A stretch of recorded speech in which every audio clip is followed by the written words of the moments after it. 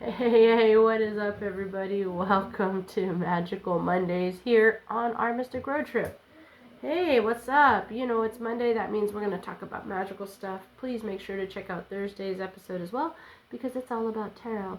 Our Mystic Road Trip is a podcast that I started, and I am Kim. I am a tarot reader, astrologer, life coach, all-around person who loves spiritual, wellness, holistic, magical, mystical kind of things, because I wanted to build my knowledge and to help create a path for myself that felt truly authentic. And I thought I would share that with you and hopefully maybe inspire you guys to do the same thing. I have 2 episodes a week. Mondays are magical stuff, mystical stuff, sometimes woo-woo stuff, sometimes just things I'm into. And I am trying once a month to do kind of an episode that is a little bit more woo-woo. And maybe this month I've done a couple, but I think they're all very valuable when it comes to learning about the mystical world and the universe itself. And then Thursday's episode is like a tarot thing. I take 1 card a week and we deep dive into it. We just wrapped up the major arcana. So this week we're starting on the first suit that we're going to be covering, and that is swords. Good old swords. And I'm super stoked about that. If you haven't seen any of those, you might want to go back and check it out. Or if you ever have a question about any of the tarot cards, you can always look and see if I've covered it. Maybe the information I give you will help you have a deeper understanding of the card. And that is what's going on. And of course, on Magic Mondays, we always start with something called Our Week in the Stars. But before we go there, we're going to do a little housekeeping. If you want to reach out to me, there's ways to do that in the description box. There's also ways to support the podcast financially. If you can't do it financially, completely understand. The world is a little strange right now. So you can always just like, comment, review, share, subscribe, all that kind of good stuff.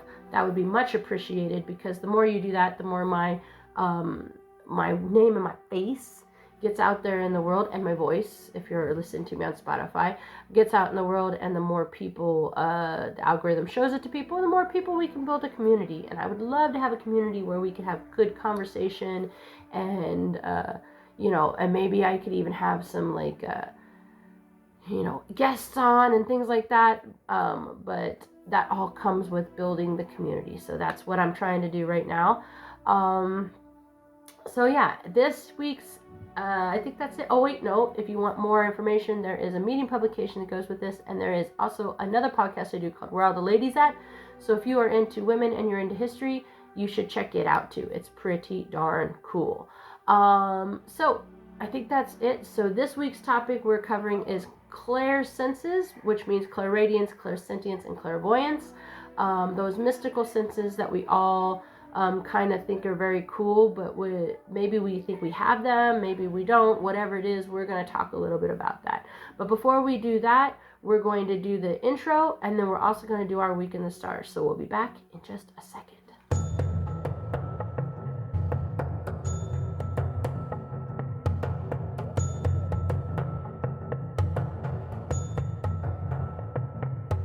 Okay, guys. So let's get started with our Week in the Stars. So first off, let me just say, March is March. There's a lot going on, guys. But I know that you're going to see a lot of astrologers out there talking about how it's going to be a hectic month. And I'm not saying it's not going to be. But I'm also someone who looks at things like retrogrades and eclipses and all that kind of stuff. Not so much as the doomsday prepper kind of idea, but just as like times to take in lessons. So do I think that March is a hectic month? Sure, there's a lot going on. You have a Mercury it went retrograde. Venus is in retrograde. I think there's another place going retrograde soon too. I'm not sure. I think maybe Mars. I'm not sure. Don't quote me on that. We just had a lunar eclipse. We have a solar eclipse coming. All of this while we had a 369 portal. We also have Ostara happening at the end of the month, which is like spring equinox. So all this stuff is happening. And if I'm throwing all that at you, you may feel a little overwhelmed. And there may be some energy. But I like to look at things about taking that energy and how we can use it, not how it's going to use us, if that makes sense. And unfortunately, a lot of astrologers look at how it's going to use us and not how we can use it. So that being said, not that I think there are some great astrologers out there. Please do not come at me. There are great astrologers out there, but popular opinion is always like, it seems like there's a lot of also fear mongering would be the term I would use, right? Your ex is coming back. Oh my God, something major is going to happen. Yeah, it might be, but maybe taking a look at the energies that are given as in a positive way, not in a toxic positivity way, but in a positive way, and figuring out how you can work with the energy. That is key. And that is why I do Our Week in the Stars, because I want to take a couple of astrological events and really help you guys understand the energy and maybe how you can use it in a productive way where you don't like shut yourself off in the house where you're afraid to go out because everything's in retrograde and there's lunar eclipse everywhere and the world's on fire. I mean, the world is on fire, but that's probably not astrology's fault. I mean, it might have something to do with it, but I don't think it's the only thing. Anyways, let's get started now that I've had a little bit of a rant. We're going to start with Monday, today, March 17th. Woo! The moon in Scorpio is going to square Pluto in Aquarius. Square Pluto in Aquarius. And also the moon is entering Scorpio. So, what the heck does all that mean? Per the usual, let me break it down for you. So the moon in Scorpio can kind of sometimes stir up some deep, intense emotions and desires. It there might be an urge. I'm sorry if you hear that. That's my neighbors. You might be compelled to really confront like the things that lie beneath the surface. And when it's squared Pluto in Aquarius, this means that there's kind of a clash between like the emotional depth of Scorpio and the transformative power of Pluto in Aquarius, right? And this can kind of create a little tension, right? Squares are not technically a energetic boom, but the tension between the emotional intimacy and control of Scorpio and the change and innovation of Aquarius, with Pluto's influence mixed in, it kind of was saying like maybe it's time to let go of old emotional patterns, right? And really transform. But the square kind of indicates that this might not be easy, and so that means that the energy might be a little conflicting. So how can you use conflicting energy, right? That sounds totally counterproductive.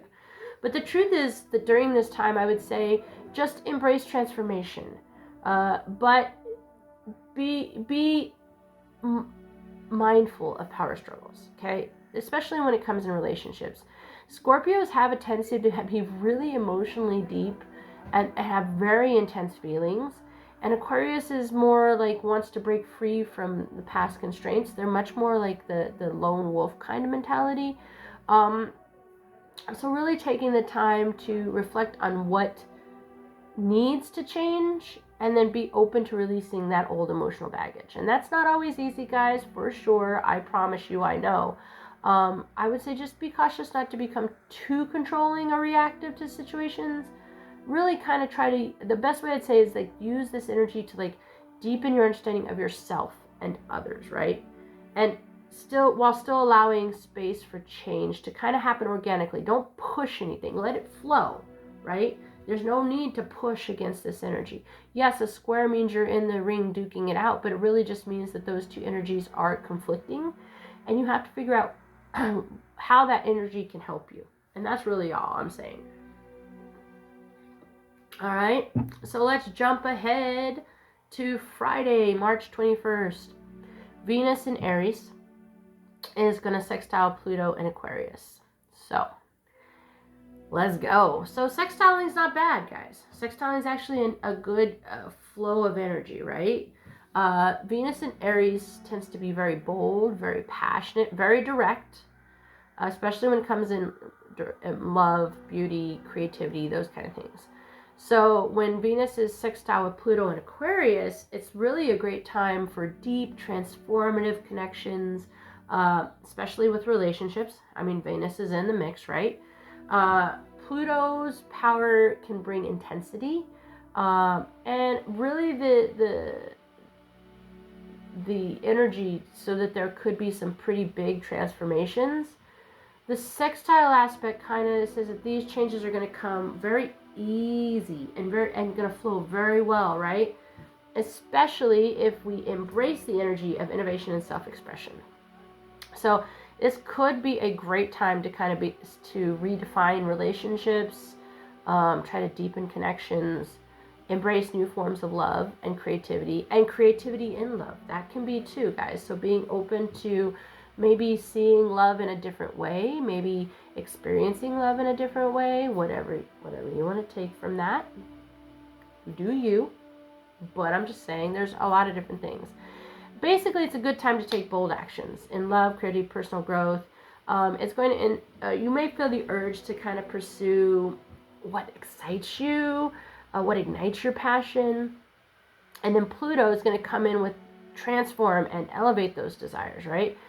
So if you've been kind of feeling stagnant in relationships, whether that's romantic, friendship, family, whatever that is, I would say probably more friendship and romance. The energy is going to really kind of switch on a little switch that says like deep, meaningful shifts need to happen. But you have to be able to embrace the change and allow your love life or creative projects to kind of evolve in ways that kind of empower you, right? It's really a great time to break free from old relationship patterns and really embrace something more authentic and more empowering, okay? So, when I do these, guys, I want to remind you guys my weeks go Monday to Sunday because I post on Mondays. So my next day is March 23rd, Sunday, and that is Sun in Aries is sextile Pluto in Aquarius. Everything's sextile in Pluto. I'm sure there's a joke to be had in there, but I don't want it. I don't want it. You keep it. So we talked about Venus in Aries. What the heck does happen when the Sun is in Aries? Well, the Sun in Aries is dynamic, energetic, confident. You have Pluto in Aquarius still. That's about transformation, innovation, breaking societal norms, right? This sextile between these two planets is really going to create a great flow of energy, right? And it's really going to allow us, hold on a second, guys. Really allow us to take more bold actions, especially when it comes towards personal transformation. It's really a great day to really step into your power, really embrace that individuality, initiate change in ways that really feel true to your true self. Now, true self is kind of hard to detect, right? Because sometimes, and this is something I'm working on, there's some projects I'm working on where I really figured this out, is that sometimes the us that we think we are is constructed by others, right? Not to say that it's not good to have inspiration from others, but society, our parents, everybody constructs this and tells us who we should be. And so when I'm talking about initiating change that feels true to you, I'm talking about your true authentic self, which is the you that you construct, not the you that everybody else constructs, if that makes sense. And we'll talk about that in another episode somewhere down the line, I'm sure. Or you can always just check out my social media, my TikTok and my YouTube and my Instagram, and you'll see what I mean, because I talk about that quite a bit over there. Or I'm getting ready to start talking about it. I'm working on some new content. Pluto is really a planet that helps us kind of tap into deeper motivations, and it kind of gives us strength and courage to make those lasting changes. So it's a great day to really start the process of, I call it the process of deconstructing and reconstruction, but however you want to look at it. Basically, it's like unmasking from the constructed self to the authentic self. How can you use this energy? Just kind of what I just said, but also, really use it to assert yourself, take action towards your goals with confidence and purpose. It's really a good time to kind of break through any barriers that have been holding you back, especially if it's related to outdated beliefs and societal expectations. So once again, unmasking to create your true self. The Sun in Aries is going to kind of give you courage to take risks, and Pluto is going to help support that deep, lasting, ever change, as I said. So just kind of trust your instincts, try to stay as authentic as possible, and really focus on how you can reinvent yourself or your life path in a way that's really, really attached to your true essence. So, and that is our week in the stars, guys. Hopefully I've helped you understand some of the energies that are coming and really kind of understand a few other things as well. If I did, please let me know in the comments, message me, do whatever you can. Yeah, I'd love to chit chat with you. All right, so let's jump into the topic of the day, and that is clairsenses. When I say clairsenses, I'm talking about clairaudience, clairsentience, and clairvoyance, right?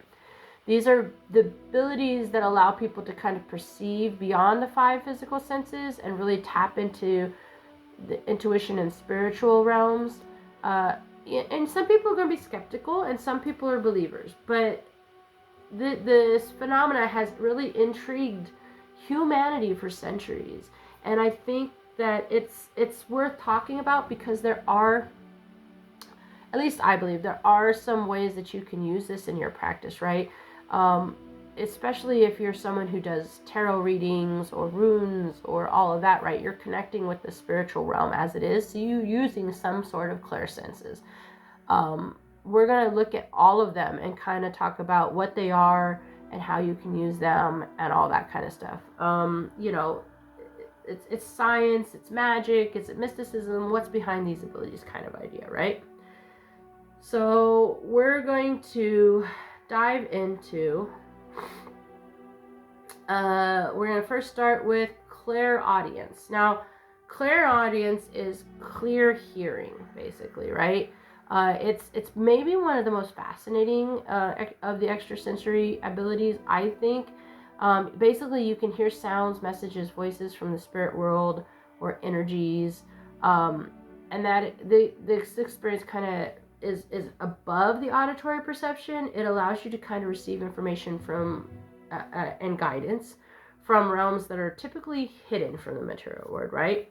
So clairaudience usually manifests in a couple different ways.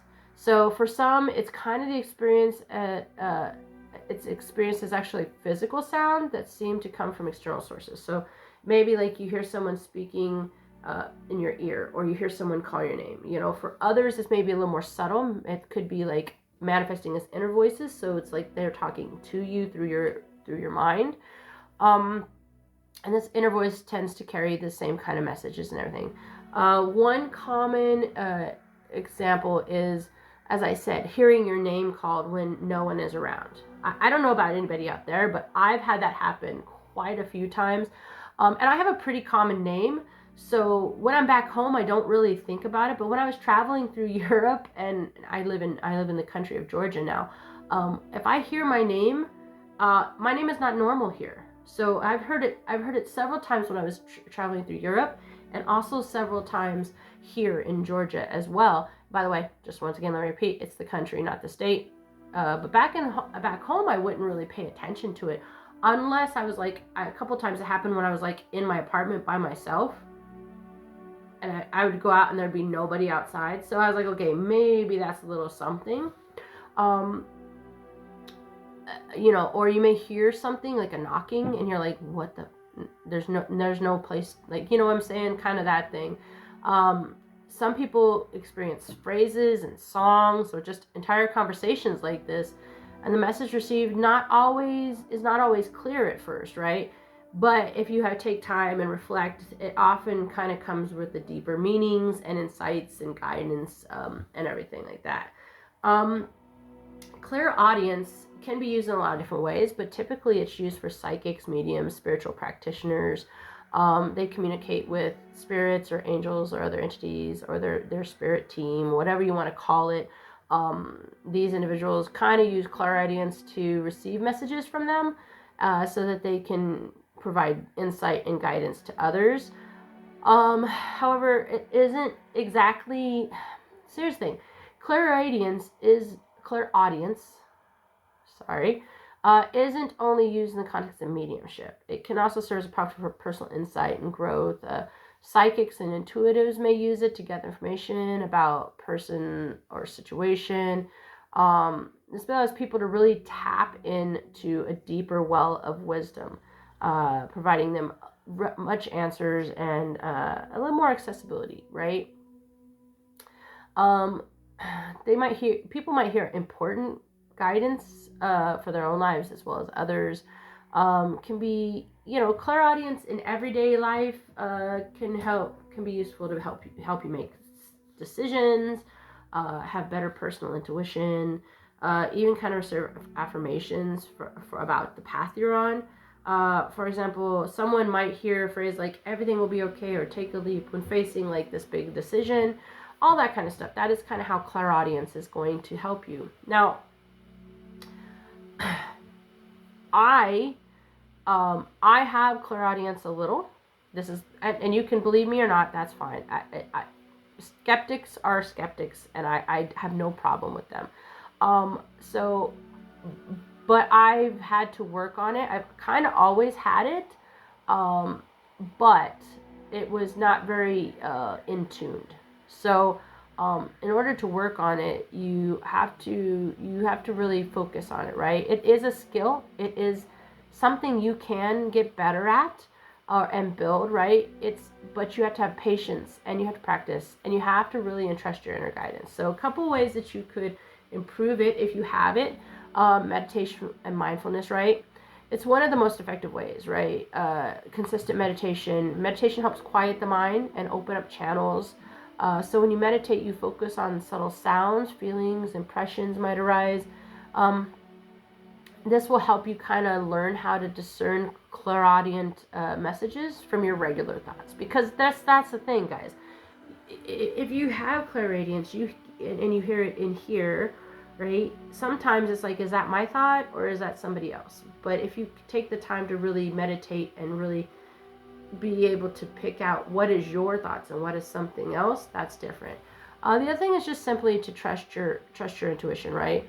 Clairaudience is like a quiet internal voice at first, and so you could kind of easily dismiss it and ignore it. I think more likely it should be, just, even if they seem strange or unclear, just trust it. It's important to trust those messages. Some people keep journals and write down any odd words or phrases or songs that come in your mind. The other day I was doing something, and I talked to a friend about this, but for some reason, and this is going to age me very, very badly, very badly. I was cooking dinner, and for some reason I started singing. In the 80s, there was a cartoon called Gummy Bears, and it had like a theme song, "Gummy bears bouncing here and there and everywhere." And for some reason, I just started singing it, and I was like, "What the heck?" And I was like, so I wrote it down, and then I went back and I meditated on it. And there's a long story that goes with it, but just to say, like, by really trusting it and journaling it, make sure I was able to kind of come through with the message that the person, the spirit, and this spirit is a little wacky, was telling me. So it was good. Another thing you could do is create a quiet space. External noises can be very distracting if you're trying to get messages in. And so, for instance, I do tarot readings, and I do personal tarot readings, but I also go out and do events. And a lot of the events I do are in like bars or cafes. And so it's noisy. So a lot of the time my spirit team there don't really come in very clearly. I have to concentrate really hard to hear them. So I get more when I do one-on-one than I do those events, if that makes sense. Because quiet places really help, be able to discern. You can also just ask for guidance. If you're feeling like you want to build that, talk to your spirit guides more, talk to your angels more, talk to the energies more, ask them to communicate with you clearly. They want to chat too, right? Asking for help really kind of solidifies and almost makes that connection a little stronger. So just by doing that, you're telling them, hey, I'm open to receive messages in any form, voices, music, sound, whatever it is. I would say, though, what I would say is be very careful, because it can get very, very tiring if you're always on. So make sure you find a way to let them know you're turning on and off, right? Because it could be very tiring always being on. And then practice with others. If you're working with a mentor or you have somebody else has it, you really try to strengthen them. These could include things like intuitive games or shared experiences where like you kind of attempt to hear the same message. Just kind of working that muscle, because that's really what it is. Before you can work it though, you have to discover you have it. So have you had auditory experiences? These could be like occur in moment of silence. You might hear, like I said, your name when no one is around. That's a big sign. Internal voices or phrases. So if you hear phrases, like that's a great way to be like, oh, maybe I have a little bit of this. And make sure you take the time to figure out if it's your inner dialogue or if it's actually someone trying to get through to you. If you have emotional reactions to sounds. So sometimes clairaudience might hear sounds or music and it might like cause them. So for instance, like you hear a song that brings memories floating back, or hear a phrase that brings comfort in time of need, right? So, if you're on this podcast or you're listening to this podcast, I believe you probably believe in this stuff. So what I'm going to say is, my mom likes to play with my Spotify playlist when she's trying to get me messages. So sometimes I'll be like listening to something and I have a pretty eclectic playlist, but there's songs that I have on there that I don't listen to that much. And I'll just be like, something will happen and I'll and then all of a sudden something come on, like Beach Boys. Like I have like maybe 2 Beach Boys songs on there, and maybe like 2 Jan and D. My mom was into surf rock. And so I'll say something and then all of a sudden that song will come on. I'll be like, okay, mom is trying to tell me something, And sometimes I even do that. It's like, okay, mom, I need some message, I need some guidance. And I just turn on my Spotify to like a mix where it does like the scramble. And I'm like, okay, send me some messages, mom. And I just open it up and I'm like, do it. Like, I need some guidance. Tell me what I'm supposed to do in this situation. And most of the time she comes through. Sometimes I think she's just being a little stubborn and not really wanting to help me out. And figure saying, you already know the answer. Why you need to bother me? But sometimes it's kind of cool. And it really happens sometimes a lot on like her birthday. Like I just was like, okay, mom, it's your yearly time. You have free reign of my playlist. Go. And sometimes it's some crazy. All right. Also, dreams or sleep states. So a lot of the times, clairaudience will first start hearing things in their dreams, like phrases or things like that. And so just paying attention to that. Just paying attention to your experiences, I think, is a big thing. Now, the next one we're going to talk about is clairsentience. And that's the gift of clear feeling, right? So it's the ability to sense and feel emotions, physical sensations, energies, whatever. A lot of the times people with this ability are very, very sensitive to emotional and physical states of others, as well as like vibes. I would say vibes of places and objects. And this gift is meant to allow them to kind of absorb and experience the emotion and what I would say maybe called spiritual residue left behind in spaces and objects, or even people sometimes. So there are people that have this a lot, and also, guys, I just want to let you know you can have more than one of these, right? So clairsentience often shows up in a lot of ways, right? You may walk into a room and immediately sense the anxiety or sadness or whatever's in the room, right? And it may not be something that's really being expressed out loud. You just kind of felt it, right? So it's really a heightened awareness to what might feel overwhelmed, and really pick up on those emotions. It can also be great to help you understand how to comfort and understand others without really verbal communication. And I want to really couch this by saying it's not, some people are very intuitive when it comes to people's feelings and they can read like the body movements and stuff. This legitimately, clairsentience is very much like depending on how you have it, is very much like not so much reading the room or reading the thing, but really feeling. Because we all know people that like look happy, that seem happy, but there's like they're not. And so a clairsentient would be able to feel that they're not, and that they're just masking, right?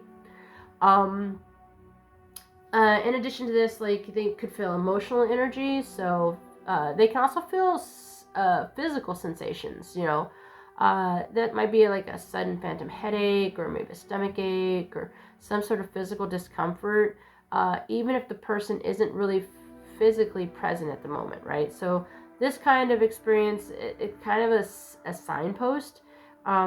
Maybe it's like you need to check on that person, right? So that you can understand more about what they're going through. Clairsentience can sometimes feel ailments, injuries, illness, right? Another form of clairsentience is about sensing the energies tied to places or objects. And this means like you could walk into a building or room and kind of feel the emotional energy of things that have happened there. You may sense sadness in a room that once hosted like an emotional event, or things like this. The energy of this experience kind of lingers. It ties itself to the place, right? So what I would say is that, once again, let me repeat, you can have more than one of these. So I have clairaudience, I definitely do. Clairsentience, I don't necessarily, I would say my empathy is more about being able to read like gestures and things like that. But I do have the ability to like walk into rooms and be like, ooh, especially if I tap into it, like, oh, there's something not right here, right? I also get that with people's energy. So like the other day I was at karaoke and there was this woman and she kept leaning across me, and I was like,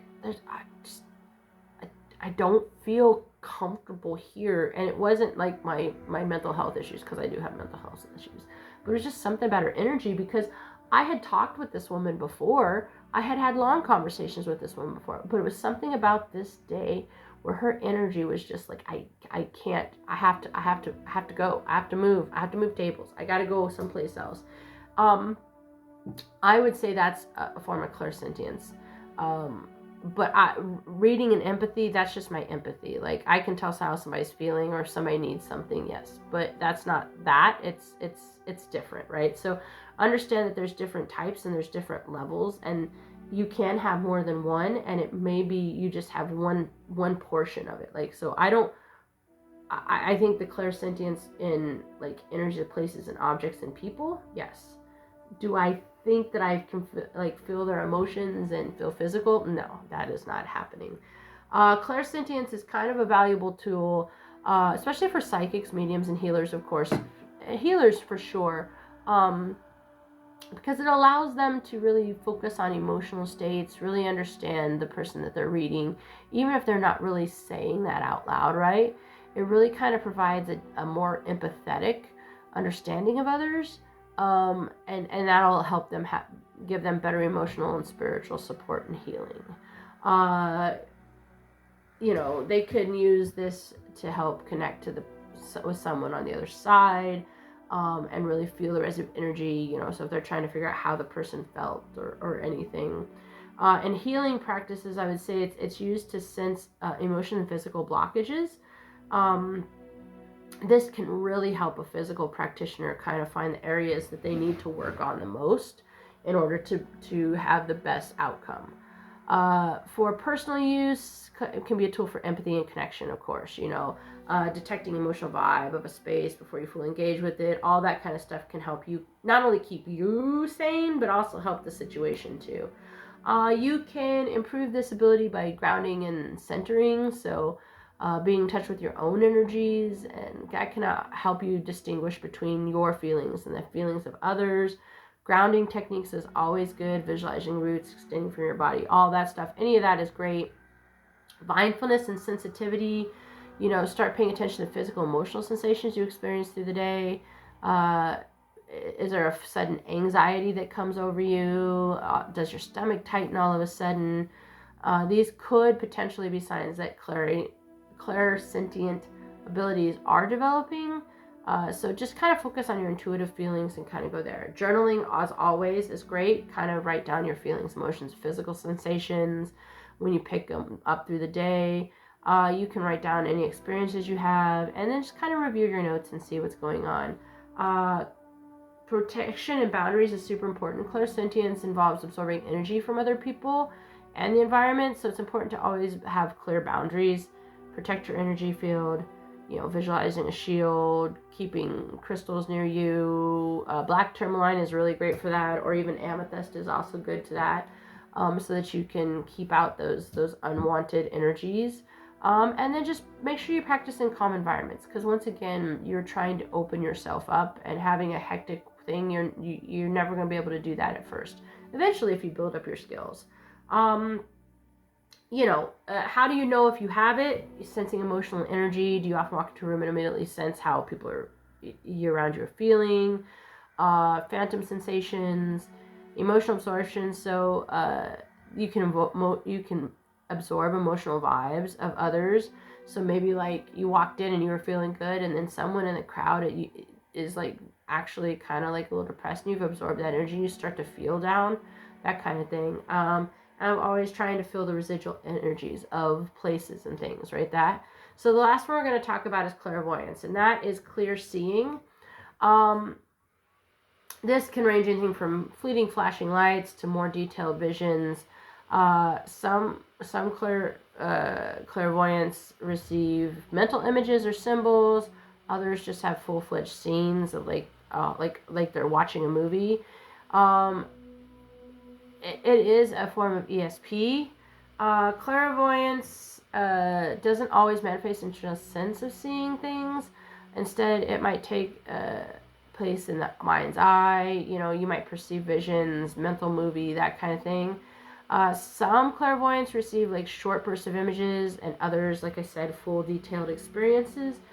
It doesn't always have to do with how skilled you are. Sometimes it really has to do with the message. They can also appear in different forms. Like they can be symbols, they could be colors, they might be detailed scenes, like I said. In some cases, you may receive information in the form of flashes, and then you have to interpret like how they all go together. Clairvoyance is used psychic spiritual practices, of course. These are the ones that sometimes police use. One of the most common uses for them is like psychic readings, receive visions, life path, and that kind of thing. But also like they can also explore past lives, really look at unresolved things. They can uncover information, see the past, predict the future, that kind of thing. My hair is a hot mess. I just got they might give their gift to uncover information, person's health or well-being, that kind of thing. It can be pretty valuable to really give you the idea of energies of space or people, but like in a visual format. Clairvoyants are really great. Some of them are really good at like seeing auras and things like that too. Of course, how to improve it: meditation and visualization. You have to trust your inner sight. Keeping a vision journal, that could help you. Grounding and protecting, because once again, all of these are absorbing energy. In particular, the clairvoyant and the clairsentient. Those are all things that absorb. So make sure anytime you're doing anything that absorbs energies that you put up boundaries, right? And then practice with others, it's intuition things and things like that. How do you know if you have it? Do you receive sudden visions? Report, many of them like kind of report seeing things aren't physically visible to others. Like maybe like you see somebody walking behind somebody, and when you say something like there's nobody there, that kind of thing. Intuitive understanding of symbols, so kind of like really understanding symbology is important. And then you can try to predict events as you go. Just use your gut feeling. You may have a gut feeling something's going to happen, and over time, if you start trusting this, it's going to be more. And then of course, spiritual guides. Honestly, spiritual guidance happens a lot with both of these.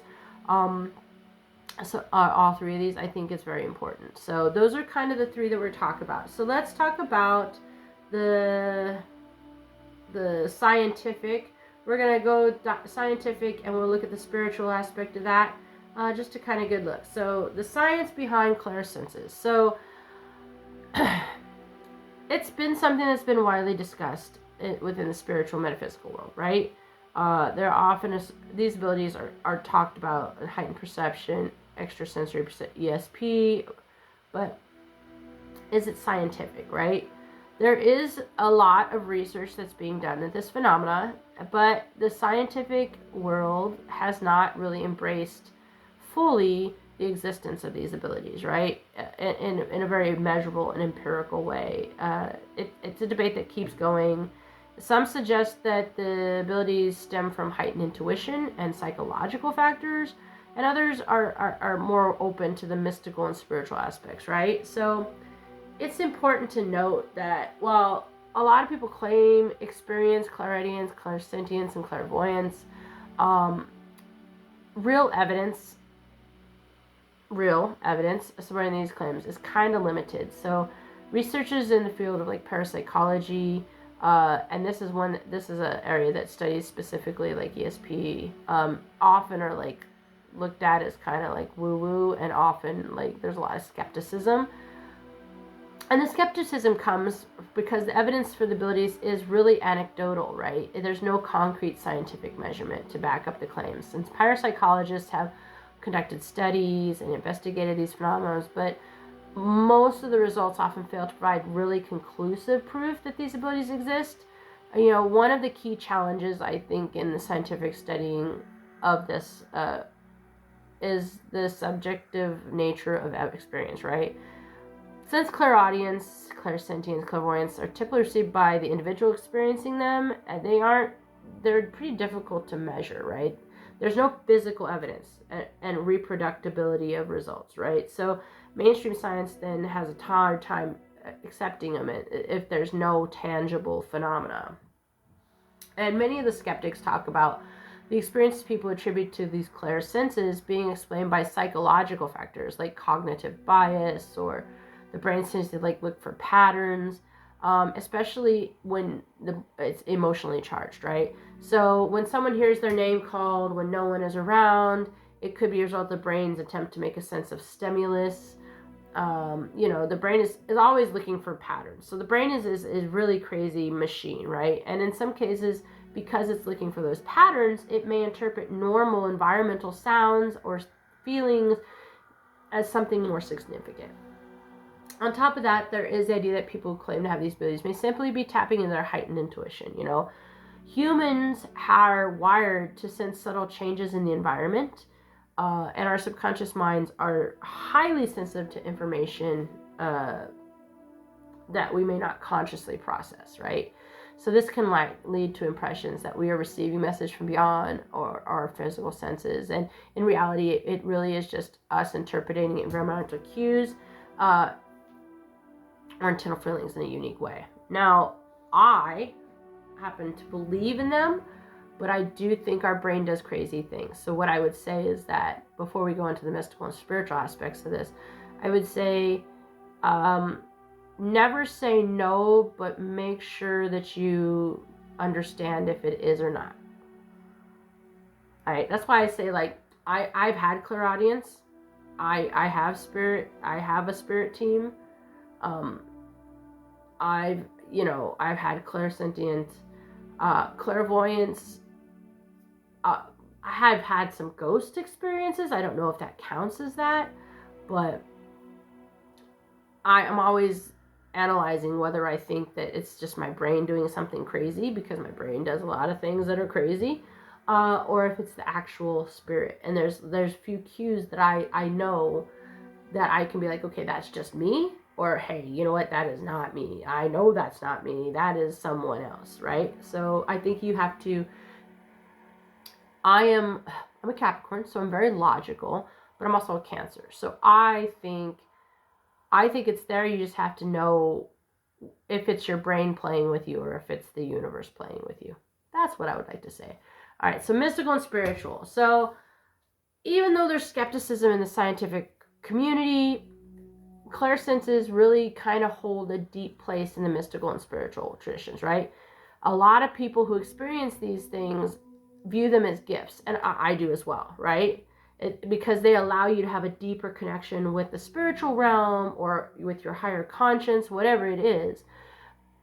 In traditions where these senses are seen as tools and really help with communication, that's amazing, you know. And in spiritual and mystical contexts, they're often associated with the idea of the higher self, spiritual awakening, right? They can help people tap into their innate intuition, connect with the realms, all these things. Clairaudience, for instance, might be used as mediums to communicate with spirits. I use it when I'm doing tarot sometimes, because sometimes I get messages from my team that say, hey, like, this is this, you know, kind of thing. In many spiritual belief systems, right, these abilities are seen as natural extension of the human soul's capacity to connect to the universe, right? You can develop these senses, and it could be a part of your individual spiritual journey. It might help you discern messages, right? These are all important things if you're a spiritual and mystical person. Now, how do you bridge science and spirituality? Well, science remains cautious about the existence of these, right?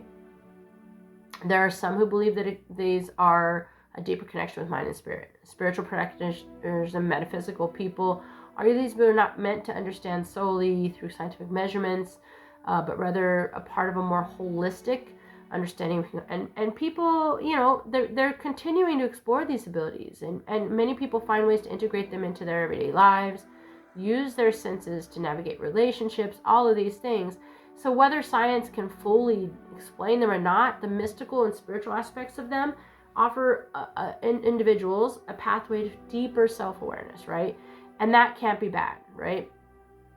And that's kind of it for today, guys. That's Clairsenses. That's my take on it. You got a little insight into my life a little bit more. I did run over my typical time. Sorry, guys.